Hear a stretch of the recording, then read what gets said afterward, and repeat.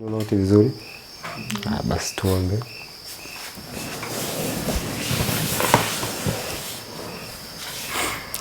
Tuombe.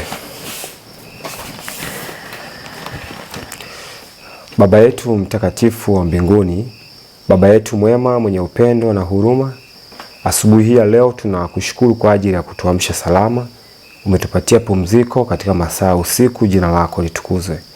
Wana wako na binti zako tunapokusanyika kwa lengo la kujifunza, tunakuomba wewe ndio ukapate kwa mwalimu mkuu, ukanitumie tu kama mnenaji, kama chombo kufikisha ujumbe, lakini nami pia nikapate kuwa sehemu ya wale watakaobarikiwa asubuhi ya leo. Neema yako ikawe pamoja nasi, tunajikabidhi mikononi mwako kupitia jina la Yesu Kristo. Amina.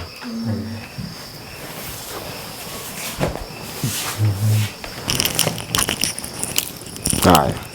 Umeamka vizuri? Sasa hizi daftari za nani? Za kwako. Sawa. Tunakumbuka tulipoishia ni kama tuliangalia nukuu moja kwa uzuri, si ndio? Tuliangalia nukuu hapa, tunakumbuka wote. Hii itakuwa ni msaada kutuongoza. Ni huduma ya uponyaji 395. Kwa ufupi tu hii nukuu ilikuwa inatupatia picha kwamba kuna kitu kinaitwa elimu ya nini? Ya kweli. Nilikuwa sijatafsiri bado, lakini nadhani tulikuwa tumeandika, si ndio? Elimu ya kweli nasema ni mafunzo nini? Ya umishonari. Kwa hiyo tukisema tu elimu ya kweli ni nini? Ni mafunzo ya umishonari. Kwa hiyo ukisikia mtu anatamani kujifunza elimu ya kweli, kwa maana nyingine huyo mtu anatamani kujifunza mafunzo ya nini? Ya umishonari. Na Mungu anasema kila kijana wa kiume na wa kike wameitwa na Mungu kwa ajili ya nini? Ya umishonari. Yesu alianza kuita watu wangapi kuwa mishonari? Watu wangapi? Yesu aliita watu wangapi mara ya kwanza? 12. Haya, mbona mnaogopa kujibu? 13, 14, ni 12, si ndio? Haya. Tunaona wakati wa Pentekoste, ile siku ambao waliopata Roho Mtakatifu pale juu, walikuwa ni watu wangapi? Nani anajua? Ile dai imepata ni watu wangapi? Yesu alipopaa wakaingia kwenye chumba cha juu. Na hao wakashukiwa na Roho Mtakatifu kwenye kile chumba. Wangapi wanajua idadi ilikuwa ni watu wangapi? Walifika watu wangapi? Walizidi. Mda tu ni kitabu cha Matendo ya Mitume tukaangalia. Waliopata kule chumba cha juu ile siku Yesu amepaa. Na maandiko yanasema ina idadi yao ilipata watu wangapi? Jamani. Umesahau? Idadi imeandikwa kabisa, Mungu ameandika na idadi pale. Sura ya kwanza mstari wa 15. Okay, siku zile akasimama Petro kati ya hao ndugu. Jumla majina ilipata 100 na ngapi? 20. Sawa? Nashukuru kwa hilo fungu. Kwa hilo fungu ni zuri sana. Ninakwambia ile siku pale juu walikuwa ni watu 100 na ngapi? Ni kama Mungu alifanyaje hapo? Alidouble, alitime, si ndio? Alizidisha kwa ngapi? Abeli. Alizidisha kwa ngapi Mungu? Akapata ngapi? 120. Japokuwa Yuda hakuwepo miongoni mwao, lakini walizidisha. Kwa hiyo walikuwa 120. Kwa hiyo nataka niseme kwamba Mungu alioita mara kwanza kwa ajili ya mishonari walikuwa na watu 10 na ngapi? 12. Lakini muda kadri naenda walikuwa wanaongezeka watu. Na baadaye wakazidi kuongezeka tena na tena. Kwa hiyo siku zote, tuache hapo sasa jamani, sio lengo langu huko. Kaka. Ndio sasa nyinyi mshanaongea hicho kisa. Paki Biblia msikize kidogo. Mungu alipoita watu mara kwanza aliita wachache. Angeweza kuita wengi, hata hapa tungeweza kuwa watu wengi hapa sasa hivi. Lakini isingewezekana labda mazingira kutosha kujifunza. Tunasikia jamani, kwa Mungu anaanza kuita wachache, akiita labda watu tuseme labda 4 mara ya kwanza. Hawa 4 kupitia 4 tena kila mmoja ataita watu wangapi tena 4, si ndio? Au huyu ataita 4 tena ataita tena watu tena wangapi? Si mmesoma hizo hesabu za hivyo? Zinatoaje hizi? Zinatoaje hizi? Kuna sasa unaweka unaongeza anyway mtaangalia wenyewe afu kwa hiyo mngeta analeta 4 hivyo. Kwa kadiri ambavyo watu wanaendelea kujifunza, na ndio maana mtu ufundishaji mzuri au elimu nzuri ni ile ambayo inamwandaa mtu. Ndio maana maandiko yanasema hivi, elimu ya kweli ni mafunzo ya kimishonari. Sasa kama ni mafunzo ya kimishonari, maana yake elimu ya kweli inawaandaa watu wao kwenda kufanya kitu. Tunasikia jamani? Na hiki kitu tunachojifunza hapa nataka niweke kwenye akili ya kila mmoja kwamba huhitaji miaka. Tunasikia unahitaji Kuna mtu mwingine angeweza kujifunza kitu kwa miaka 4 au kungekuwa na kozi za kujifunza miaka mingapi? 4. Lakini kwa ufinyu wa muda tulionao sasa hivi, huenda vitu vya miaka 4 mtu atajifunza ndani ya miezi mingapi? 2 au miezi mingapi? 3 au hata miezi 4 akamaliza kila kitu. Kwa hiyo inategemea sasa Mungu ataangalia huyu mwanangu ameiva au bado hajaiva. Ili sinamolol ive vizuri. Inahitaji moto, si ndio? Kwa hiyo kwa kadiri ambavyo tungeweka moto kidogo ndivyo tungechelewa kufanyaje?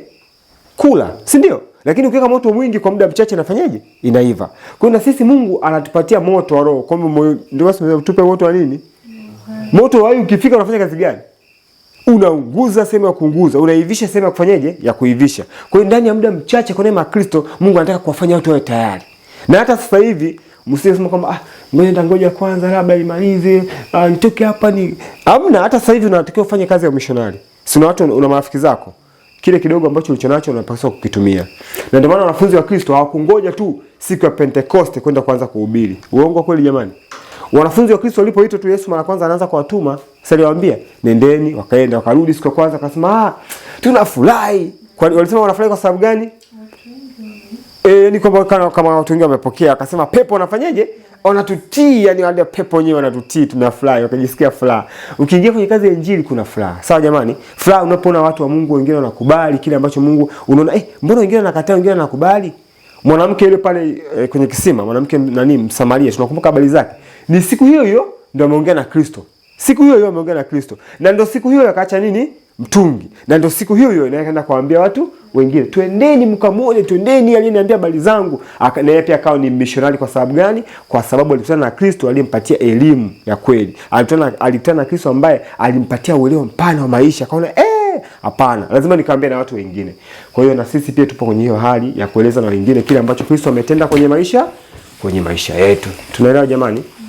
Sasa natamani tutafakari hii nukuu, tuendelee mbele kidogo kutoka kwenye hii nukuu. Nikasema leo hii kwa neema ya Kristo hebu tutazame maana ya kile ambacho Mungu anakiandika kwenye elimu ya nini? Ya kweli. Sisi tumesha kujifunza jamani. Basi natamani tuone tena leo kwa namna nyingine kuhusiana na elimu ya kweli. Pale mwanzoni Mungu alikuwa anasema kwamba uelewa wetu, hii nimeandika kwa Kiingereza lakini nitasoma Kiswahili hapa. Anasema uelewa wetu kuhusu elimu ni uelewa finyu. Mungu anataka tuwe na uelewa mpana kuhusiana na elimu. Mnaonaje mkinisikiliza sana alafu mtaandika. Hii kitabu kitabaki hapa, hii nukuu iko hapo mtaiandika, sawa? Nyie na usikilizeni tu kwanza mniangalia. Hapa nikiwa naandika kuna kitu mtakipata. Nikiwa nachora kama mtu nikikachora hapa ukikumbuka siku moja, kuna kaka jamani kachora. Kwa nini alikachora kale? Alikuwa anatuambia kuhusu hivi, si ndio? Inakuwa rahisi kukumbuka. Haya. Sasa nyie sikilizeni zaidi kuliko kuandika zaidi. Wangapi washao kuandika nukuu ya elimu ya kweli? Wangapi? Kwamba elimu ya kweli ni nini? Wangapi washao kujifunza hicho kitu? Hata kujifunza kwamba elimu ya kweli. Elimu ya kweli ni nini? Mtu akikuuliza elimu ya kweli ni nini? Sasa tumesema elimu ya kweli ni mafunzo ya missionary, si ndio? Hiyo maana ya kwanza. Maana nyingine ya elimu ya kweli, wangapi wanafahamu maana nyingine ya elimu ya kweli? Dada nafahamu. Ni nini? Urejeshwaji wa sura ya Mungu kwa mwanadamu. Urejeshwaji wa sura ya Mungu kwa nafsi ya mwanadamu. Hiyo pia ni elimu ya kweli, sawa? Elimu ya kweli tena ni nini? Kuna nukuu nyingine, yani inasema elimu ya kweli ni inasema. Wangapi washakuona nukuu? Sasa mnaomba kaka funika kabisa. Ili nipate uhakika kwamba unanisikiliza vizuri. Alafu hichi kitabu nitawaachieni, sawa? Wakati wa mchana mkipata muda mnaweza mkachukua mkakisoma. Sawa? Au mkaandika nukuu pia. Kwa hiyo msiandike sasa hivi, naomba msiandike, sikilizeni tu kwa dakika chache tulizonazo. Nataka tujifunze vizuri hapa. Tulisema mara kwanza amezungumza elimu ya kweli, anasema ni zaidi ya kusaka kozi fulani. Tulisema hivyo kipindi kilichopita ni kwamba elimu ya kweli ni zaidi ya kusaka kozi fulani. Na elimu ya kweli hii inamsaidia mtu kuingia kwenye maisha ya nini? Ya kweli. Tunayo wote. Kwa hiyo maana yake kwamba mtu akisoma akiwa akipata elimu tutamuona kwenye maisha yake. Kwa hiyo maisha ya mtu yatakwambia huyu mtu amepata elimu ya namna gani. Tunaelewa? Kwa hiyo kila mtu anapofanya mambo yake unasema huyu hajafundishwa vizuri. Kuna watoto hata mtaani watu wanasema mtoto nani huyu? Mtoto hajafunzwa kabisa huyu. Mmeshakusikia hicho kitu? Mtoto hajafundishwa huyu, mtoto yuko ovyo kabisa, mambo gani haya? Kwa sababu ya elimu aliyopata nyumbani. Tunaelewa jamani?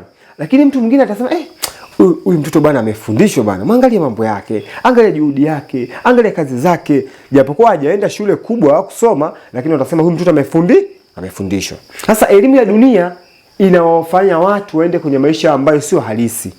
Nilikuwa natafuta hii nukuu hapa kwenye Kuishi Mashambani, inayosema kwamba maisha ya mjini hayakuwa mpango wa Mungu. Anasema maisha ya mjini ni ya uongo, tena ni nini? Nitumie neno gani tena lingine? Bandia. Sio halisi. Anasema ni ya uongo lakini sio halisi, maana hayo ni nini? Ni bandia. Sasa kwa nini maisha ya mjini ni bandia? Ni kwa sababu ya elimu ambayo watu wamefanyaje? Wameipokea. Ndio imewafanya waingie kwenye maisha ambayo ni nini? Ni bandia. Lakini lengo la Mungu alikuwa anataka unaweza tukapita. Alikuwa anataka watu wapate elimu ya nini? Ya kweli, ili waingie kwenye maisha ya nini? Ya kweli. Sasa basi, kama ni hivyo, maisha yenyewe tu kwa ujumla hayana mtazamo mmoja tu. Si ndio jamani? Yaani maisha kwa ujumla, sio kama mnanielewa jamani. Yaani maisha kwa ujumla yenyewe hayana mtazamo mmoja tu. Maisha tuamka asubuhi, kuna jikoni kama hivi, maisha kuna shambani, maisha kuna kuugua, maisha kuna kupalilia migomba, maisha kuna kupalilia sio nini, maisha kuna kuvuna. Yaani hivyo vyote ni vipengele mbalimbali vya nini? Vya maisha. Sasa mtu akijifunza kukabiliana na vipengele hivyo vyote vya maisha, unaweza kupita. Okay? Akijifunza kukabiliana na vipengele hivyo vyote vya maisha, tunasema huyo mtu amepata elimu ya nini? Ya kweli. Ina maana yeye kila mahali akifika ataona hapa anafanya nini, hapa anafanya nini. Na hao watu ndio wanaitwa watu ambao ni watatuzi wa matatizo. Jamani, sio kama naeleweka hapa. Kuna baadhi ya watu ambao walipata elimu ya kweli katika maandiko matakatifu, na mbingu zikaona hao ni wasuluhishaji wa matatizo. Hivi unaweza mkanitajia kwenye Biblia mtu yote ambaye anamfahamu kwamba huyu mtu alisuluhisha matatizo?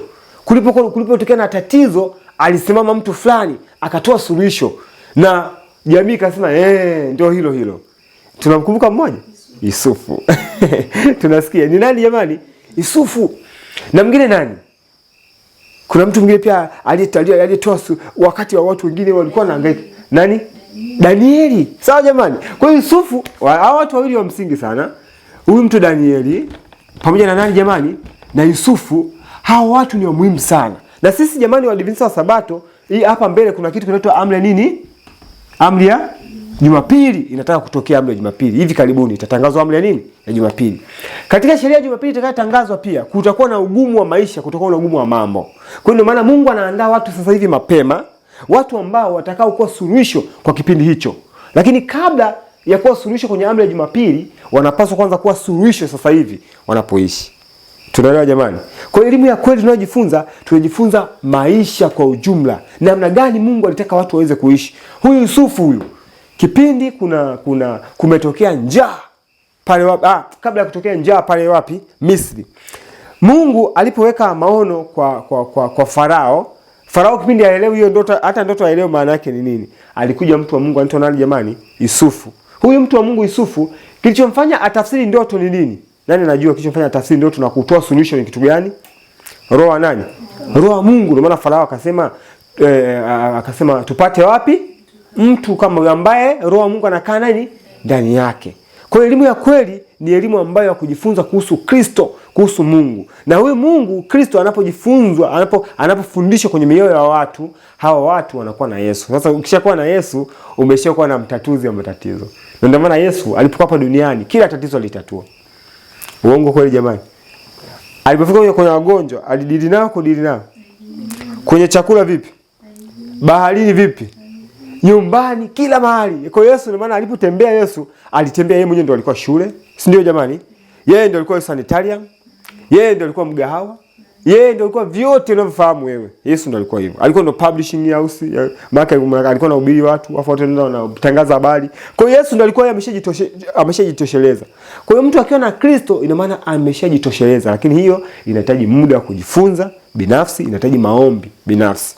Ndio maana ushirika na Kristo ndio mafunzo ya missionary. Tutaona hapa mbele. Mwisho wa siku Mungu anataka kutuleta kwenye ushirika pamoja na nani? Na Kristo. Kila mtu aweze kumnywa Kristo, amkule, amshibe ili aweze kwenda kumnena kwa wengine. Jamani, tunaelewana? Haya. Hiyo ndio kuhusu elimu. Sasa hii nukuu inasema kwamba elimu ya kweli ni zaidi ya kusaka kozi fulani. Yaani inaondoa watu kwenye ufinyu wa jambo fulani, inaoleta watu kwenye upana wa mambo. Anasema hapa ndo ndana nisome sasa maana ya elimu ya kweli. Na naomba nisome muisikilize. Najua wengine wanatamani kuandika, ni kama ningeandika. Ile ukisikiliza vizuri, afu nitakupatia uandike. Anasema hivi, elimu ya kweli hii ni ukuaji linganifu. Ni nini jamani? Mimi naomba niandike hapa. Nyinyi au utakapoandika na nyinyi mtaka muandike. Amen. Sio kama unatamani kuandika hivi. Unajua bwana, mimi natamani nyinyi watu niambieni kitu yani. Kuandika kuna sehemu yake, lakini kusikiliza kuna sehemu yake zaidi. Hivi wakati Yesu anafundisha hapa duniani, watu walikuwa wanatembea na madaftari. Wale 5 wale waliopanda kule kumsikiliza Yesu kule, walienda na madaftari. Ushakuona Yesu anamwambia Petro, "Petro, daftari liko wapi?" Ushakuona? Haimaanishi tusiandike. Si ndio maana yake? Lakini walikuwa wanasikiliza zaidi. Unajua kuna shule tunataka kujifunza ya kusikiliza zaidi. Ili kusikiliza, nimeelewa kweli, nimeelewa, nijikumbushe peke yangu. Naelewa kweli. Na kama nisipoandika naelewa. Ukielewa utafanya kwenye maisha. Na ukifanya kwenye maisha ndio umeshaelewa tayari. Tunaelewa jamani? Hii kitabu mimi ninachokisoma hapa kiko hapa sasa hivi. Kwa hiyo kipo tu hapo, msijali mtakiandika. Ukishasikiliza ukaenda kuandika kwa mdako, ndio utagundua kama ulielewa au haukuelewa. Lakini nikiandika na naandika, nikiongea na naandika, baadaye utakuwa tumejaza madaftari lakini bado hujaelewa kile kitu. Si ndio jamani? Sanga sikilizeni hapa, anasema hivi, ni ukuaji linganifu. Wangapi shausikia nuku? Tusikilize. Elimu ya kweli hiyo, sawa jamani?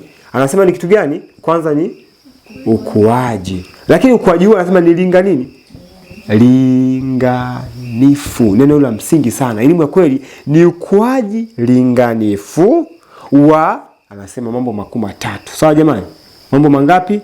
Matatu. La kwanza, ukuaji linganifu wa kimwili. Sawa? Ukuaji linganifu anasema wa kiakili. Ukuaji linganifu wa kiroho. Haya. Hizo ndizo nyanja 3 za mwanadamu. Ngapi jamani? Hebu tuzitaje. Ya kwanza ni nini? Tena na nini? Kwa mtu akipata mafunzo ambayo yatamsaidia kuwa na ukuaji linganifu wa nyanja kungapi? 3. Nyanja ya kimwili, nyanja ya kiakili na nyanja ya kiroho. Huyo tunasema amepata elimu ya kweli. Sasa angalia. Mfano nikasema hivi. Nikasema hapa ndio nyanja zangu niziweke. Sawa jamani?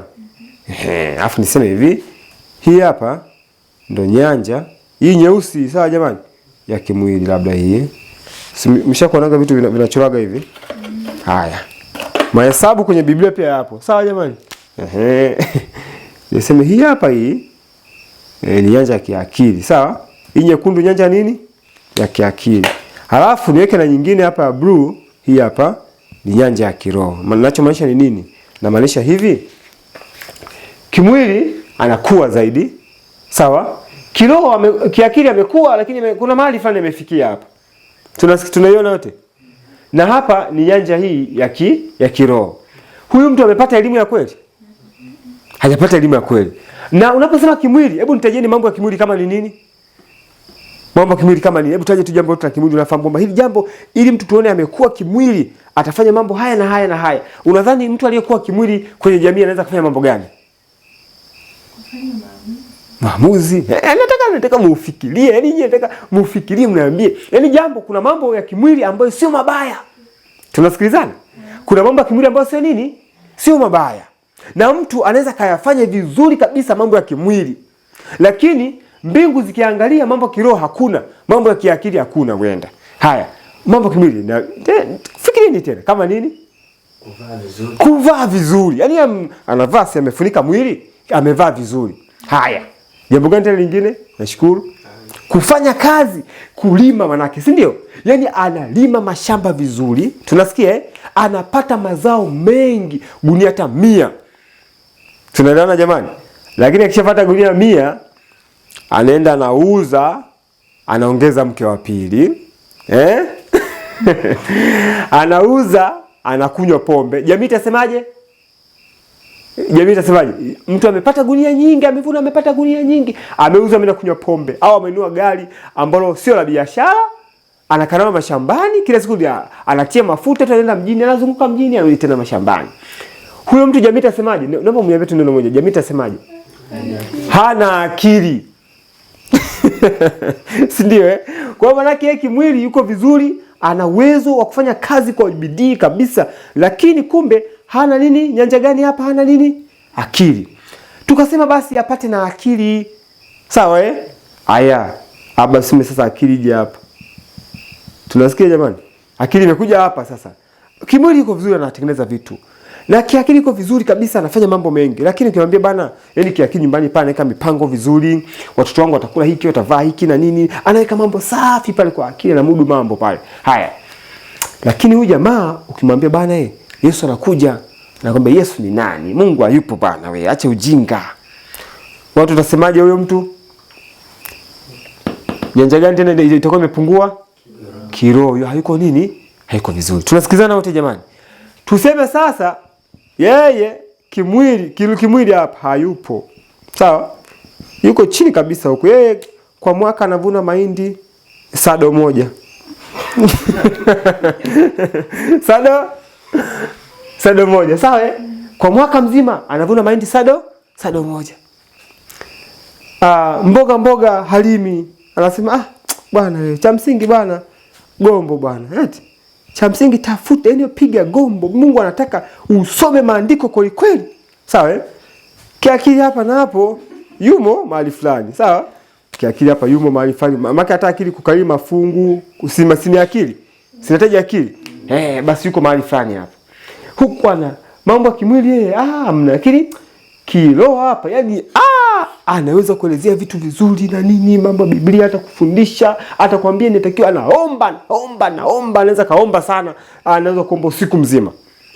Huyo mtu amepata elimu ya kweli? Sasa akitoka hapa tena anaenda kwa majirani. Mnisaidie jamani, mzee naomba sana. Sasa sina chakula hapa. Ameshindwa kutengeneza nini?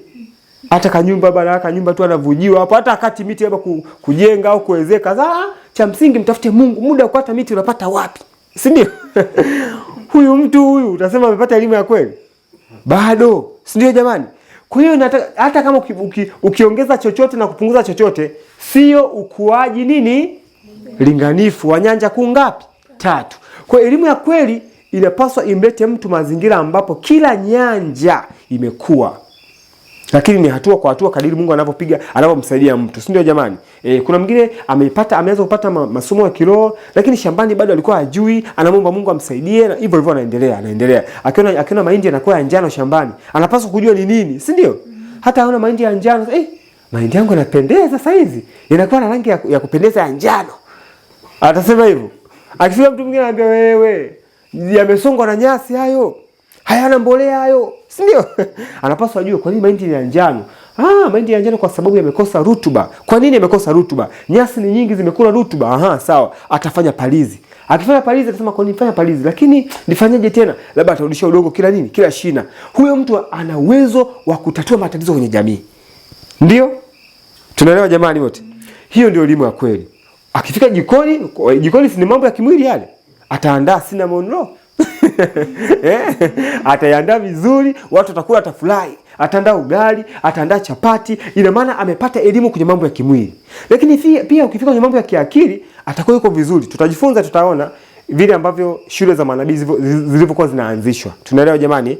Shule za manabii zilipoanzishwa na Samueli, Mungu alipomuita kuandaa shule za manabii, anasema walipaswa wachukuliwe watu wenye sifa kuu ngapi? 3.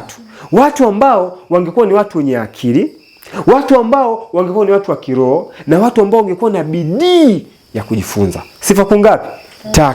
Kwa hiyo wenye akili, watu wa kiroho, lakini pia wenye bidii ya kujifunza. Bidii ya kujifunza sio kujifunza tu nini? Kitabu kama kitabu, lakini pia kujifunza kivitendo namna hiyo. Ina maana huyo mtu mwenye sifa ya kiroho, nyanja unagundua nyanja ni hizo 3 siku zote. Tunaelewa jamani? Tutapanua, tutaona hizi nyanja 3 zinatumika karibia kila mahali. Wenye sifa za kiroho, lakini wenye bidii ya kujifunza, lakini pia wenye sifa gani jamani? Ya kiakili. Amesema intelligent, pious and studious. Sasa anaposema wenye kiroho, ina maana wanatakiwa watu wacha Mungu.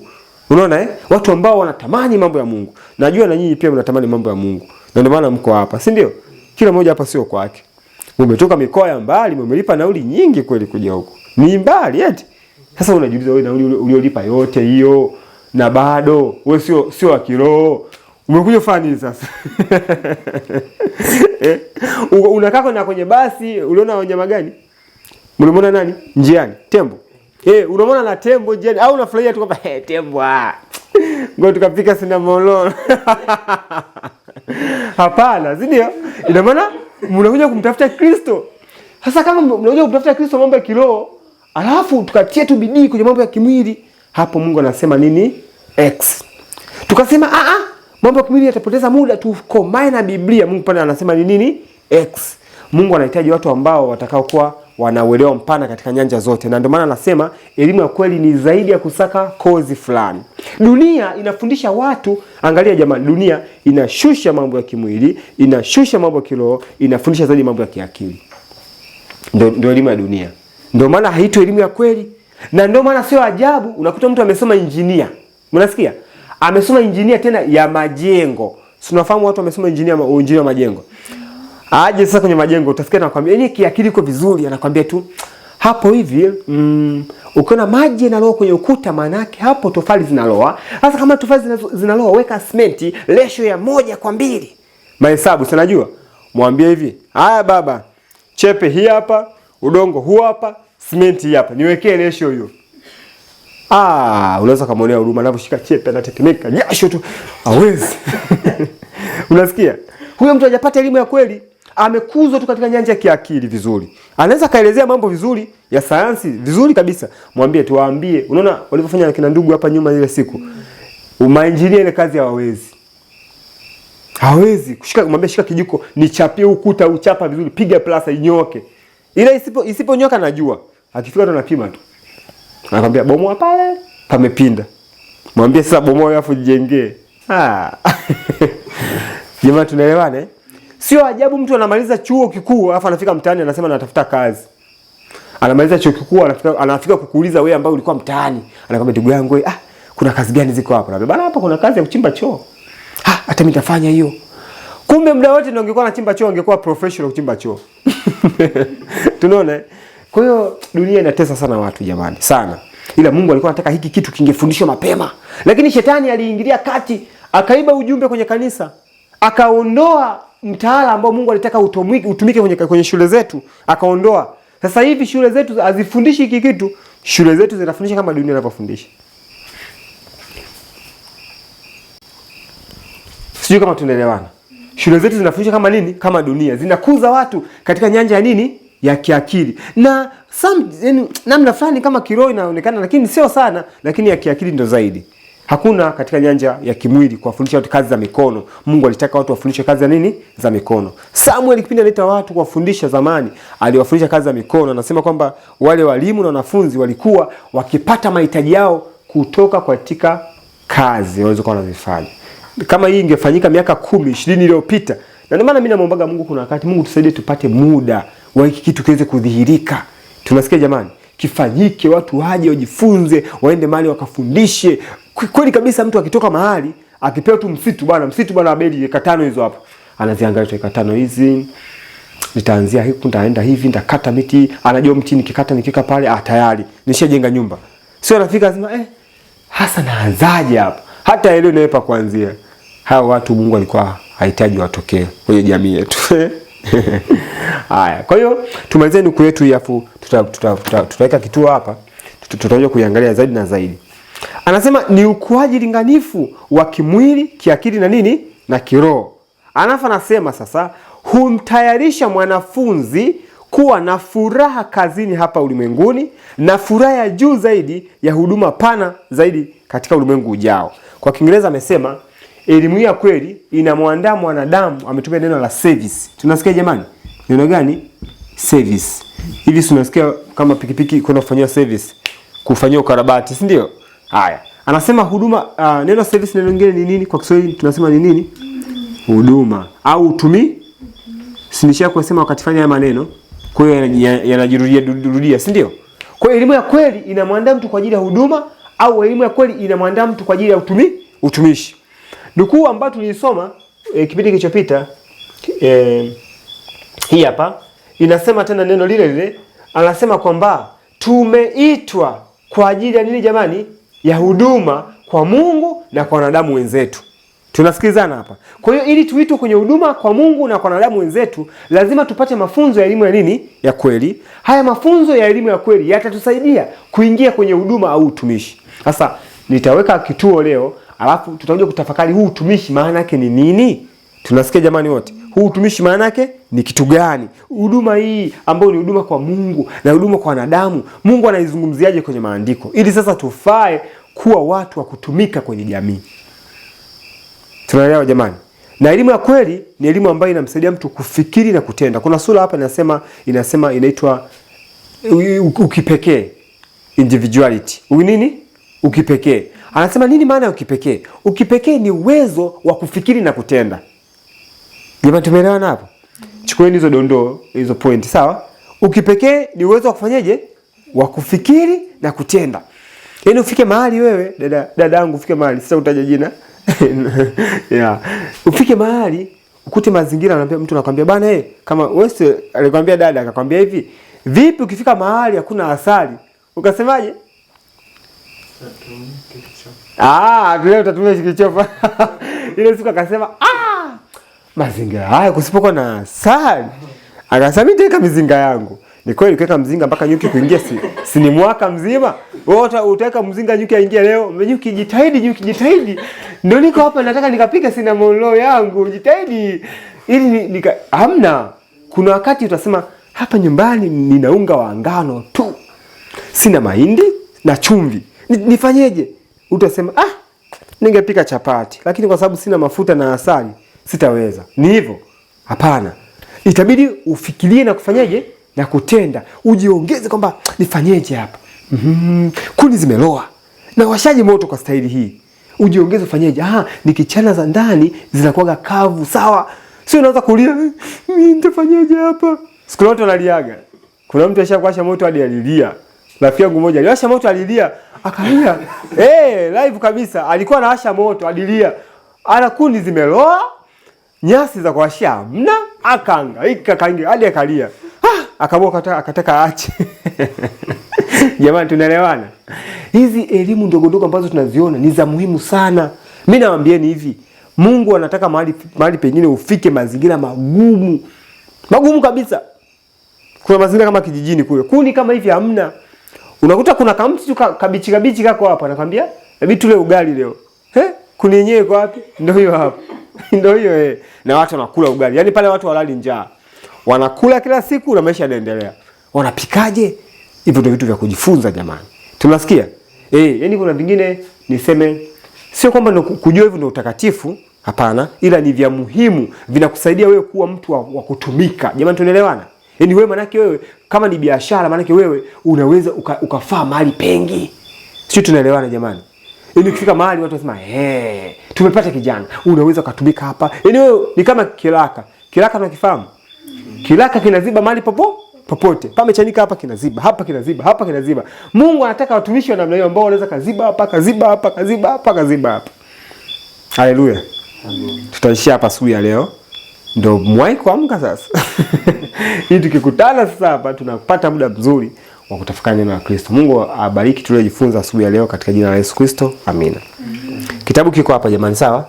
Unaomba tu wakati wa mchana. Sasa hizi mnaweza mkaingia kwenye majukumu mengine, ila wakati wa mchana mtakiuja, mtakichukua, kila mtu atapitia kwa wakati wake. Sawa jamani?